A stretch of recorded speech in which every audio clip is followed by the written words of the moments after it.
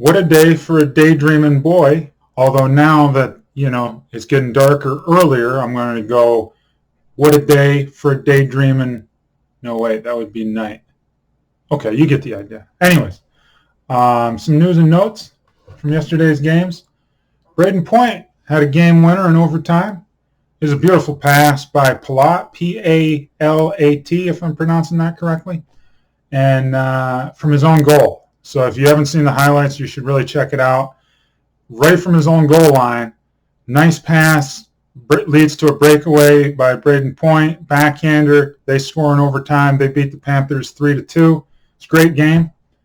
And it feels like Point has been having a very slow start to the year. I think he's got like 22.7 fantasy points on the year in 13 games. And yet, you look at his stats, he's got 5 goals, 5 assists, 10 points, and again, 13 games. And, of course, the game winner tonight. So it's not exactly as slow as you might think or may not think, depending on your point of view. But really, 10 points in 13 games. He's doing pretty well for himself right now. But it just seems like he's been off to a slow start. But you look at the stats, and he's right on the money. What else is going on? Brad Marchand, he scores twice. Patrice Bergeron has a goal and an assist. The Bruins beat New Jersey 5-2.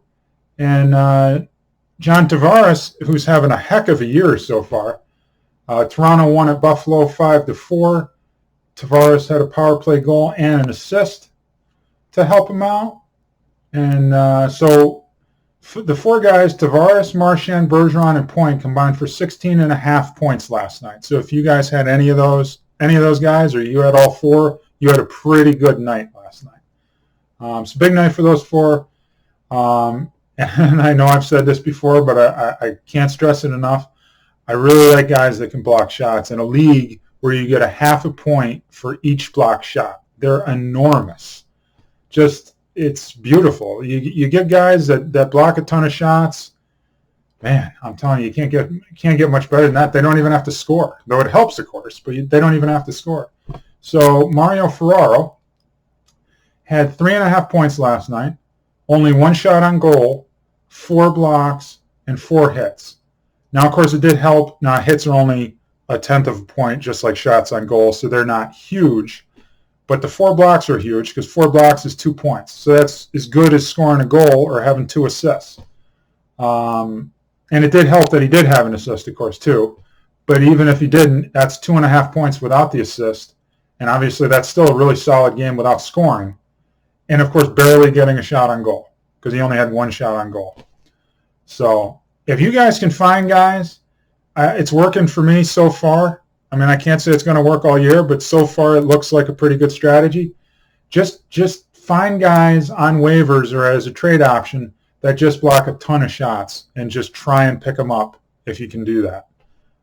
Because, again, even if they don't score, they can still get you a ton of points just with the block shots. Obviously, if your league is, you get a half a point for a block shot, obviously. If not, then that strategy goes right out the window.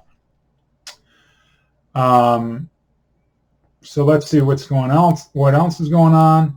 Oh, and I did want to mention that, that's the problem with forwards. I was having this problem the other day, right?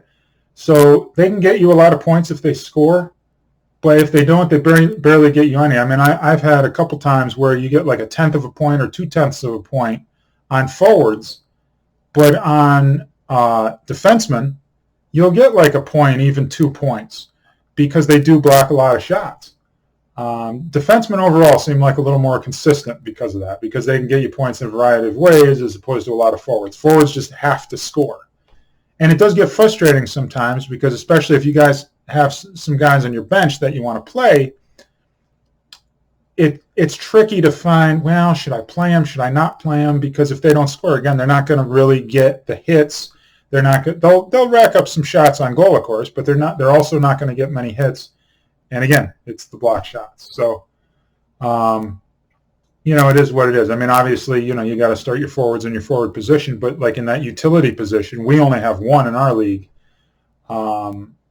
But that's what happens. You hesitate on whether you should play him because, again, if he doesn't score, that's it. If I said that enough, I think I'll leave it at that. I think I've said that about 10 times now. So anyways, so for today's games, a little fun nugget is the fact that Edmonton plays at St. Louis tonight, which means both my goalies are going head-to-head, so that's exciting. And I did think about benching one of them, but I don't want to pick the winner. How are you going to pick the winner? Knowing me, I'm going to pick the wrong winner anyway. So I just hope that, it's a scoreless tie, goes into overtime, and we're good to go. So one of them gets a shootout, the other one gets an overtime loss. That's a point. So hopefully that'll be what happens. Otherwise, it'll be like a 7-5 game. Maybe Jordan Kyrou can. I hope I'm pronouncing that right. I hope it's Jordan Kyrou. I really should make sure that's right. So anyways, maybe I should do a little more research before I do these videos if I can't pronounce the name correctly. But anyway, hopefully he gets a hat trick. Or Faulk, has a couple assists, a couple of goals as well. That'll even things out a little bit. And so that was kind of an interesting little nugget. Oh, and I finally do get to start Troy Terry tonight, my latest pickup. Anaheim plays their first game. Since I did pick him up at home against Vancouver, and which is going to be another head-to-head matchup because I also have Quinn Hughes on Vancouver. And don't forget about Kevin Shattenkirk. Best acquisition so far I've made in my young, some would say not even old enough to be young career in fantasy hockey. So that should be another good game. Anyways, I think that wraps it up here. Thanks for watching, and hope you guys have a good weekend.